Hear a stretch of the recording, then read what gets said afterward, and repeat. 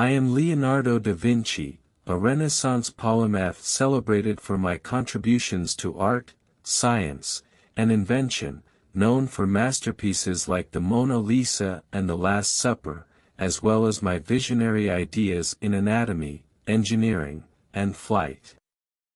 Here are some facts about me. I didn't recognize my own son. I was not interested in relationships at all. I did not finish the painting, The Last Supper. I often quarreled with my customers. All facts are truth. I am ashamed of some things, and some things almost destroyed me. However, it is an integral part of my life.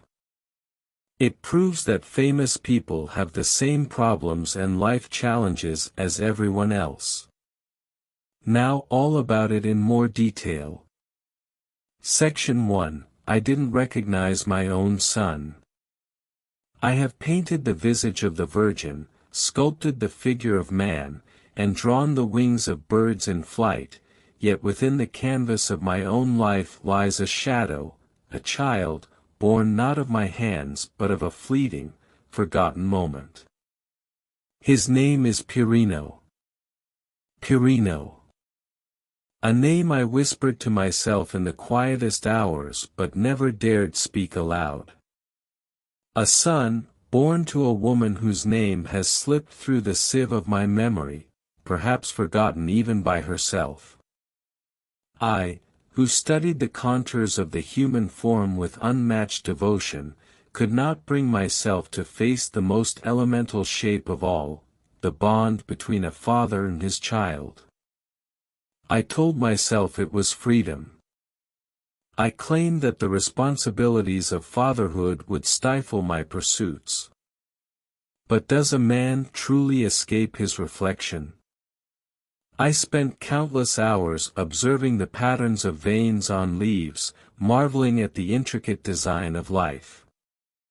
Yet in the pursuit of such understanding, I allowed the pulse of my own blood, my own lineage, to fade into obscurity. Pirino became less a person and more a distant shadow, confined to the neglected corners of my mind. I did not raise him. This admission sits heavier on my soul than the weight of my most ambitious works. I, who could dissect the anatomy of a man with precision, failed to grasp the delicate complexity of a child's heart. I did not hold his hand, nor did I ever see his face in restful slumber. My eyes, always turned outward, searching for beauty in the world, never paused to look inward at the beauty I had created in him. Art calls to me, I would say. Science demands my attention. But the truth is that it was not art or science that stole me from him, it was me. My selfishness. My fear. I convinced myself that my art would be my greatest legacy, that the works I left behind would speak for my life. Yet, in abandoning my role as a father, I forsook the most human legacy of all, love. What is art, if not a reflection of the soul? I painted the faces of kings, gods, and saints, but when confronted with the simplest and most sacred creation, my own son, I turned away. I wonder, what became of him? Where is Pirino now? Did he grow strong and wise, or did my absence leave a mark that shaped his every step? The not knowing is its own form of torment, a lingering ache like the quiet agony of an unfinished masterpiece.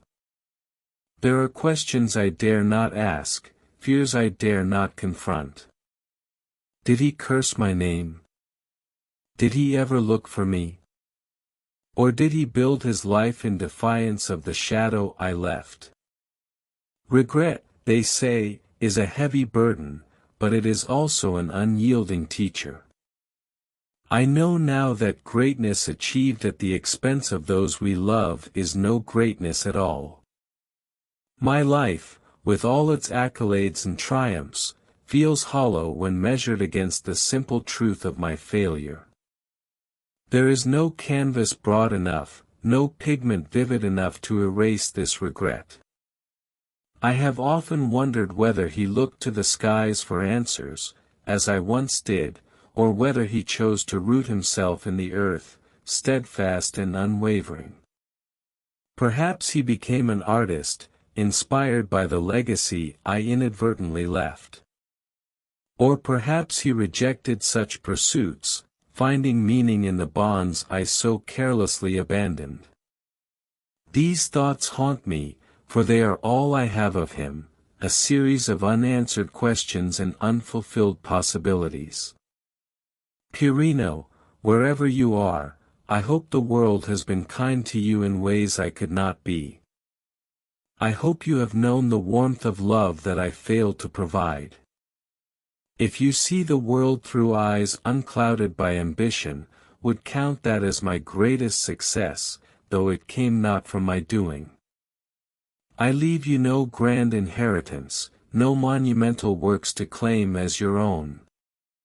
All I have are these words, a pale attempt at atonement. They say a man is best understood in his absences. The voids he leaves behind speak louder than his presence ever could. My absence from your life is a mark I cannot erase. I can only hope it is a mark you overcame, rather than one that defined you. What is the value of genius, of eternal recognition, if it comes at the cost of being human? If I could trade every work of art, every accolade, for a single day with you, I would do so without hesitation. But the past is a landscape that no artist can alter. I am sorry, Pirino, for what I gave you, and for what I failed to give.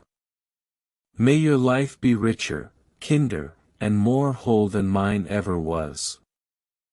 Section 2. I was not interested in relationships at all.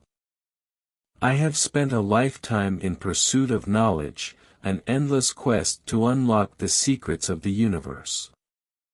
My hands have painted the smiles of saints and sculpted the perfection of man's form. I have mapped the symmetry of the human body, dissected the mysteries of nature, and charted the stars that guide us.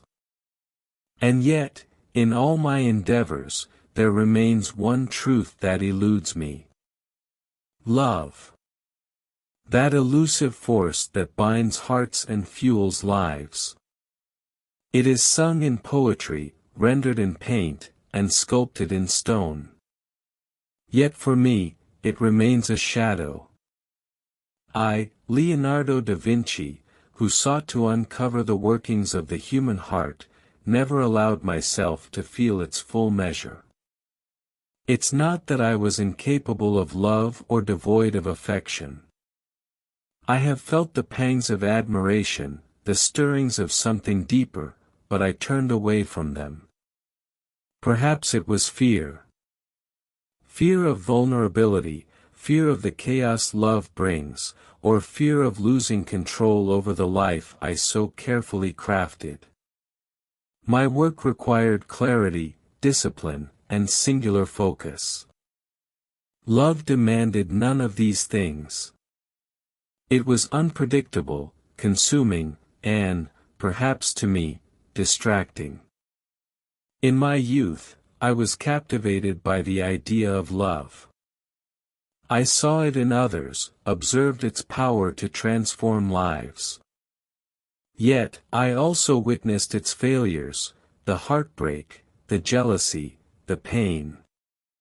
I grew skeptical. Was this what people held in such high regard? To me, it seemed messy and imperfect, the very opposite of the order I sought to bring to my work. There were people who stirred my soul, of course. Salai, my apprentice, with his mischievous charm and unpredictable nature, held a place in my life that few others did. There was something about him that fascinated me, challenged me. But even with him, I held back. There was an invisible wall I built around myself, one that kept me from fully surrendering to the tides of affection. I could not, would not, let myself be swept away. Instead, I buried myself in my work. The Vitruvian Man, the Mona Lisa, my anatomical studies, they became my refuge. My love was reserved for ideas, for beauty, for the pursuit of knowledge. And so, I became known as a man of genius, a pioneer in art and science. But genius is a lonely title. My brilliance set me apart, and in that isolation, I found both solace and sorrow. Did I miss something essential? Did my refusal to embrace love leave my life incomplete? These questions haunt me. I think of the people I could have shared my life with, the moments of joy I might have experienced. I wonder if my works, my paintings, my inventions, my notebooks, were merely attempts to fill the void left by my inability to connect with others on a deeper level. The human heart, after all, is not just a muscle to be studied. It is a source of endless mystery, a wellspring of emotion that cannot be dissected or quantified. I could render it in exquisite detail, but I could not grasp its essence. Perhaps that is why I turned away. Perhaps I feared that in exploring the depths of my own heart, I would find only emptiness. In solitude, I have often pondered these things. There is a longing in me, a quiet ache for something I cannot name. I wonder, had I allowed myself to love, to truly love, what might my life have been? Would it have been richer, more meaningful? Or would it have been fraught with the very chaos I sought to avoid? As I near the end of my life, I find myself reflecting not on my achievements, but on what I left undone. My notebooks are filled with unfinished sketches, ideas that were never realized. In many ways, my heart feels the same, unfinished, incomplete. I have spent a lifetime creating, but I fear I have missed the greatest creation of all, the bond between one soul and another. To those who come after me, who admire my work and speak of my genius, I offer this: do not fear love. It is not a distraction or a weakness. It is the essence of what makes us human. The search for knowledge is noble, but the search for connection is essential. As for me, I remain an enigma, even to myself. I have sought to understand the world, but in doing so, I failed to understand my own heart. And now, it is too late. My work will endure, but it is not enough. Art and science cannot fill the void left by the absence of love. If I could speak to my younger self, I would tell him this: do not shy away from the messiness of life. Do not fear the imperfection of love. Embrace it, for it is in those imperfections that the true beauty of existence lies. But I cannot change the past. I can only leave this confession, this record of my solitude, as a warning to those who follow in my footsteps. Do not make the same mistake I did. Do not let the pursuit of greatness blind you to the simple, profound joys of being human. And so, I, Leonardo, leave behind a legacy of art and invention, but also of regret. The heart is a labyrinth I could never navigate, a canvas I could never complete. And in that incompleteness lies the truth of who I am, a man who sought everything but found himself wanting the one thing he could never truly understand. Section 3. I did not finish the painting, The Last Supper. The world knows me by many titles: painter, inventor, engineer, philosopher. I have charted the human anatomy, imagined machines to conquer the air, and painted moments so vivid they seem to breathe. Yet beneath this legacy lies an undeniable truth: my life is marked by an overwhelming pattern of incompletion. The unfinished, this is my shadow. My notebooks are filled with sketches that never reached fruition, ideas so abundant they overwhelmed the time and means I had to realize them. My mind raced faster than my hands, always driven by insatiable curiosity.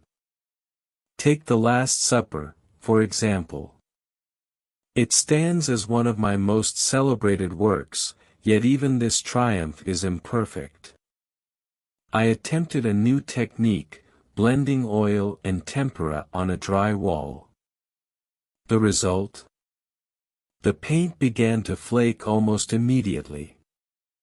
It was not an error born of carelessness but of experimentation, of my belief that I could push the boundaries of what was possible.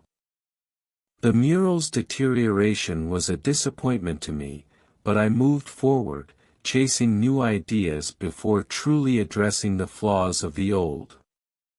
My notebooks tell the same story. These volumes, over 7,000 pages in total, contain ideas centuries ahead of their time.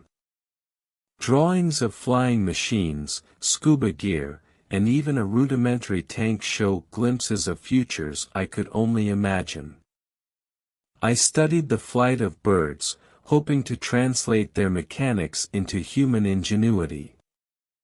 I dissected cadavers to map the inner workings of the human body with a precision unmatched in my era.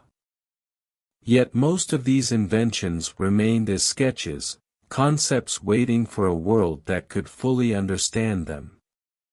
Was it a lack of focus? Perhaps. My mind was like a river, always branching, always flowing in new directions. The act of discovery exhilarated me, but the patience required to complete a project often felt like a burden. I was driven by the thrill of curiosity, not by the discipline of closure. Consider my painting, Adoration of the Magi.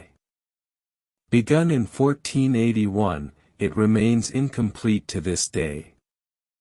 The composition was ambitious, filled with intricate details and dynamic movement. But I left Florence before it was finished, moving to Milan to work for the Sforza family. My departure marked the end of that particular creation, though the unfinished work still speaks to the ambition of what it might have been. Even Mona Lisa, my most famous work, reflects my obsession with perfection and my reluctance to let go. I worked on her for years, carrying the painting with me wherever I went, constantly refining her enigmatic smile. Some say I never truly finished her, that I could not bring myself to stop searching for perfection in her face. Then there are my architectural and engineering projects. Ludovico Sforza tasked me with designing an equestrian statue of colossal scale, one that would immortalize his father. I spent years planning, creating a clay model over 23 feet tall, only for it to be destroyed when French forces invaded Milan. The bronze intended for the statue was repurposed for cannons, and my vision was lost. Yet, in these failures and incompletions, I see another perspective.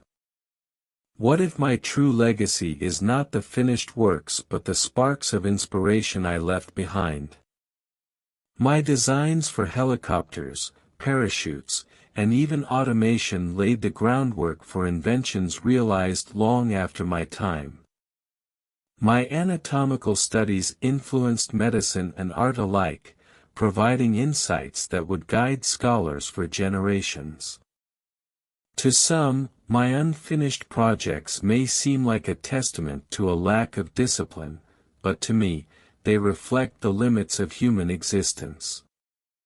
I was one man with one lifetime, yet my mind held the dreams of an era yet to come. I could not finish everything, but I could begin. I could plant seeds for others to nurture. This pattern of incompletion was not born of apathy but of ambition.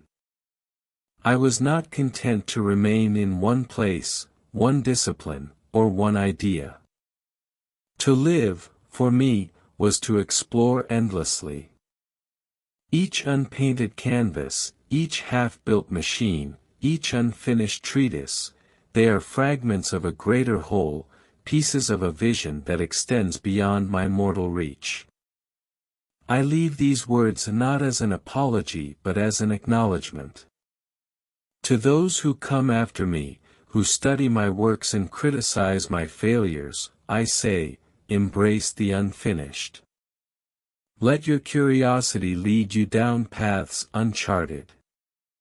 Do not fear incompletion, for even an unfinished idea can spark a revolution. I am Leonardo da Vinci, a man who began more than he could ever finish. And yet, I find peace in knowing that my work, though incomplete, has left traces of possibility in the world. It is not for me to finish everything but to inspire others to dream as I did, to pick up where I left off, and to bring their own visions to life.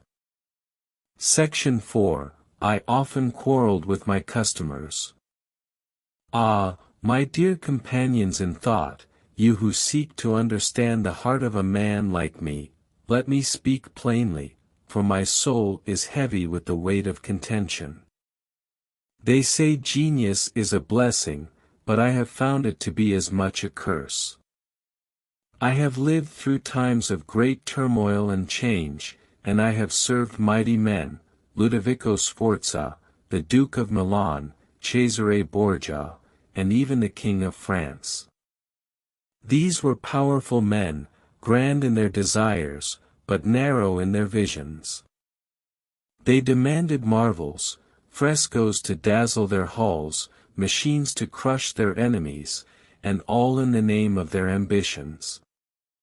I, Leonardo da Vinci, was expected to conjure these wonders at their whim, at the mercy of their limited understanding. But tell me, how does one craft true beauty under the lash of a deadline? How can one give birth to a masterpiece when every brushstroke is dictated by the hand of another? These men wanted paintings, yes, but they did not want the truth in them. They wanted machines, but not the knowledge that birthed them. They sought spectacle over substance, appearance over reality. Ludovico, the Duke of Milan, was the most relentless of them all. He called me to his court as though summoning a mere craftsman, a tool to shape his legacy.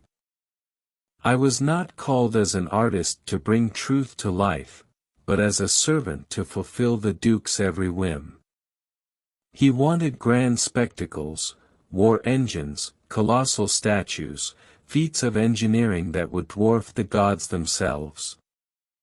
I gave him my mind, my time, my soul, but all he gave me in return was impatience and distrust. "Why have you not finished?" he would ask, his voice sharp and demanding. "Why has this taken so long?" But could I answer him? Could I explain that creation does not adhere to the ticking of a clock? Does a tree finish growing? Does the sun finish shining? No, the true works of creation are not bound by the petty constraints of time or the whims of a patron. They take their own shape, their own time. And yet, I failed him. I failed many. For I could not bow to their demands, could not force my spirit into their narrow molds. It is my nature, you see. I do not obey. I do not submit. I do not bend my will to the will of others.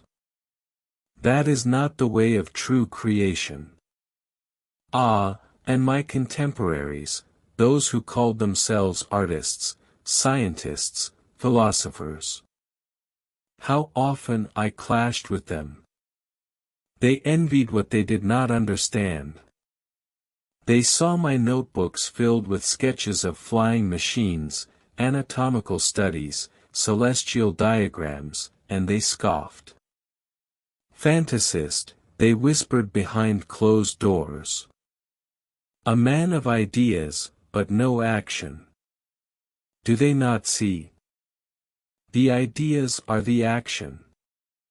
The thought is the birth of all creation.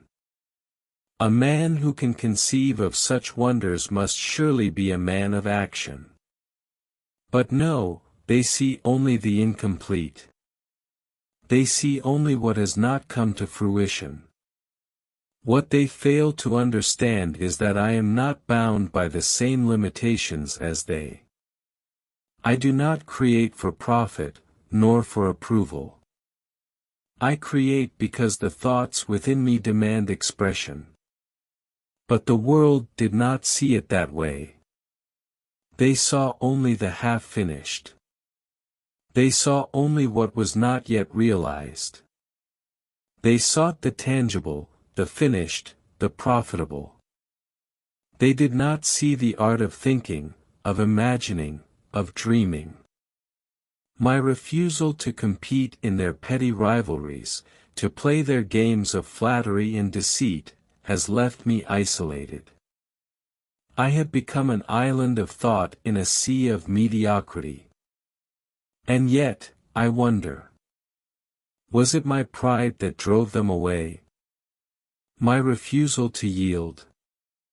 Perhaps I am as much to blame as they. Perhaps the fault lies not only in their demands but in my reluctance to meet them halfway. Could I have been more patient, more willing to play the game? I see now that genius without humility can be a lonely thing. But would that have made me a better man? Or would I have sacrificed the very essence of my being? I do not know. What I do know is this: I will never be the servant of anyone but my own curiosity. I will never bend to the will of those who seek to control my creativity for their own gain. My work, my thoughts, my creations belong to me alone. But listen, my friends, for I am not without faith. My works may remain incomplete, my relationships frayed, but the seeds I have sown, those will grow. The machines I have imagined, the worlds I have glimpsed through my studies of the stars and the flesh, these will live on. They will persist long after the disputes and quarrels of my time have been forgotten. I may not have completed all I set out to do, but my legacy is not one of finished projects. It is a legacy of thought, of imagination, of possibility. It is a legacy of what could be, not what was. So let them scorn me. Let them call me difficult, eccentric, even a failure. I am Leonardo da Vinci, a servant to no man but the eternal muse of curiosity. And though I may walk alone, I walk toward the infinite. Judge me if you must, but know this: the legacy of a mind unfettered by compromise is a legacy that time itself cannot erase.